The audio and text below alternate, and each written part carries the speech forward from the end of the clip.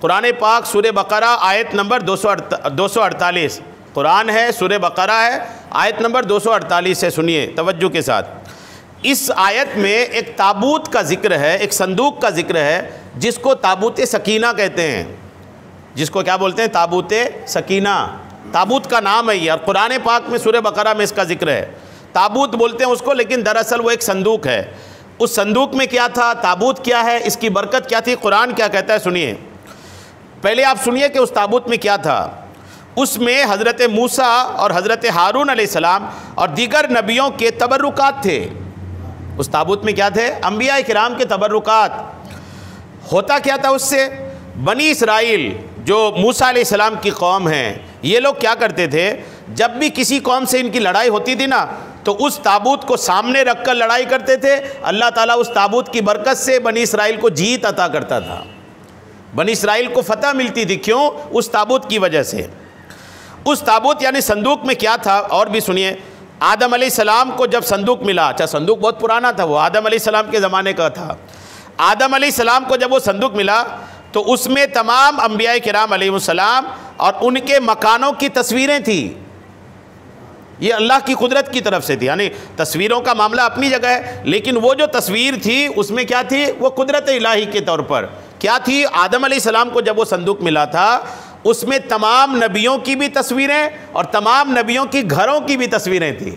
کمال ہے، میرے آقا کی بھی تھی اور آقا کے حجرے کی بھی تھی، ہے نا؟ ہمارے لیے تو الحمدللہ تو تمام نبیوں کی تصویریں اور گھروں کی تصویریں تھیں۔ آقا کریم علیہ السلام اور حضور کے مقدس مکان کی تصویر ایک لال یاقوت یعنی لال قیمتی پتھر میں تھی، حضور کی تصویر، اور اس تصویر میں حضور نماز کی حالت میں تھے۔ جو تصویر اس میں تھی، اس تصویر میں حضور کس حالت میں تھے؟ نماز کی حالت میں تھے، جبکہ آس پاس صحابہ کرام بھی موجود تھے۔ تصویر ایسی تھی کہ صحابہ بھی ہیں اور حضور بھی ہیں۔ یہ تصویریں قدرتی تھی، انسان کی بنائی ہوئی نہ تھی۔ جب سیدنا موسیٰ علیہ السلام کو یہ صندوق ملا تو آپ اس میں اپنا خاص سامان رکھنے لگے، ضرورت کے سامان۔ اس کے علاوہ صندوق میں توریت شریف کی کچھ تختیاں تھیں، جنتی لاٹھی جو موسیٰ علیہ السلام لے کر آئے تھے وہ بھی اس میں، اور سیدنا موسیٰ علیہ السلام کا لباس، ہارون علیہ السلام کا امامہ اور ہارون علیہ السلام کی لاٹھی، اور سیدنا موسیٰ علیہ السلام کی انگوٹھی بھی اس میں تھی۔ بنی اسرائیل پر جو من و سلوہ اترتا تھا نا، آسمان سے کھانا آتا تھا، اس کھانے کا تھوڑا حصہ بھی اس میں موجود تھا۔ یہ روح البیان جلد 1 صفحہ 386 میں ہے۔ اب آپ غور کریں، اس تابوت میں جو کچھ بھی تھا وہ سب نبیوں کے تبرکات تھے، تصویریں ہیں، فوٹو ہیں، لباس ہیں، لاٹھی ہے، جنتی لاٹھی ہے، یعنی نبیوں کے تبرکات تھے۔ اور کام کیا آ رہا تھا کہ وہ جیت کے لیے، فتح کے لیے، جنگ میں جیت کے لیے الحمدللہ بنی اسرائیل اس کا استعمال کرتے تھے۔ یہ کون کہہ رہا ہے؟ قرآن پاک۔ قرآن پاک کہہ رہا ہے، وہ بھی سورہ بقرہ آیت نمبر 248۔ صندوق کی برکتیں سنیے۔ سیدنا موسیٰ علیہ السلام جنگ میں اس صندوق کو آگے رکھتے تھے، اس سے بنی اسرائیل کو سکون ملتا تھا۔ بنی اسرائیل کو جب کوئی مشکل پیش آتی تو وہ اس صندوق کو سامنے رکھ کر دعا کرتے تھے۔ بنی اسرائیل کو جب کوئی مشکل پیش آتی تھی نا تو وہ صندوق کو سامنے رکھتے اور اس کے بعد دعا کرتے ہیں۔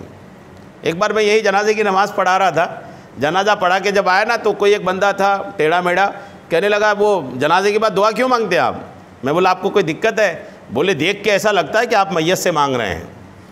اللہ اکبر، یعنی عجیب و غریب قسم کے لوگ، جنازے کے بعد دعا نہیں مانگتے لوگ، بولے آپ میت ایسا لگتا ہے مردے سے مانگ رہے ہیں۔ میں بولا جب تمہاری عقل اتنی کم ہے نا تو اس طرح کے سوال تمہارے ذہن میں آئیں گے۔ میت سے کون مانگ رہا ہے؟ میت کے لیے مانگ رہے ہیں۔ اب آپ سوچیں کہ یہ مجھے یاد اس لیے آیا کہ بنی اسرائیل حضرت موسیٰ علیہ السلام تابوت کو سامنے رکھتے اور پھر مشکل کے وقت دعا کرتے اللہ تعالیٰ سے، اور تابوت کا وسیلہ اللہ کی بارگاہ میں پیش کرتے۔ اچھا، کچھ لوگوں کے ساتھ یہ بھی جو فاتحہ ہوتی ہے نا تو بولے فاتحہ سے کھانا جو آپ رکھتے ہیں نا ہمیں اس سے دقت نہیں ہے، آپ کھانا بس سامنے بس رکھو، سامنے بس نہیں رکھو، کہیں اور رکھ دو چلے گا، سامنے نہیں رکھو۔ سامنے سے کیا ہو جاتا ہے؟ سامنے جب آپ کے کھانا رکھا رہتا ہے نا تو ایک اشارہ بھی ہوتا ہے کہ ہم اس کو بھی تبرک سمجھتے ہیں اور یہ بھی جو مسلمانوں کو کھلائیں گے اس کا ثواب بھی پہنچا رہے ہیں، بس اس کے لیے رکھ رہے ہیں۔ اور کون سا پورا ڈیگ اٹھا کے لا کے رکھتے ہیں، تھوڑا سا تبرک لا کر کے رکھتے ہیں۔ تو یہ جو سامنے رکھ کر دعا کرتے ہیں نا، یہ دیکھیے قرآن پاک سے ثابت ہے۔ اب آپ غور کریں، یہاں وہاں کی باتوں میں نہیں آنا چاہیے. زمانہ بہت عجیب و غریب ہے، ہر آدمی اسلام پہ کمنٹس کرنے کو بیٹھا ہوا ہے. سیکھنا کچھ نہیں ہے، پڑھنا کچھ نہیں ہے، کتابیں نہیں پڑھنی ہے، علماء سے رابطے نہیں کرنا ہے، بس موبائل اٹھانا ہے، گوگل بابا سے پوچھنا ہے اور لوگوں کو بتانا ہے. اب یہ جب کنڈیشن ہوگا نا تو عجیب و غریب معاملات ہی ہوں گے نا. اب دیکھیے حضرت سیدنا موسیٰ علیہ الصلوۃ والتسلیم کا حال کیا ہے کہ اس صندوق کو سامنے رکھ رہے ہیں اور اللہ کی بارگاہ میں دعا کرتے ہیں اور دشمنوں کے مقابلے میں اس کی برکت سے جیت پاتے. اور جب آپس میں اختلاف ہوتا تو صندوق سے فیصلہ کرواتے. صندوق سے فیصلے کی آواز آتی تھی. بتائیے قرآن کی تفسیر میں لکھا ہے صندوق سے فیصلہ کرواتے. صندوق تو ہی بتا. اب پاور بھی تھا نا، تمام نبیوں کی تصویریں رکھی ہے، تمام نبیوں کے مکانات کی تصویریں رکھی ہے.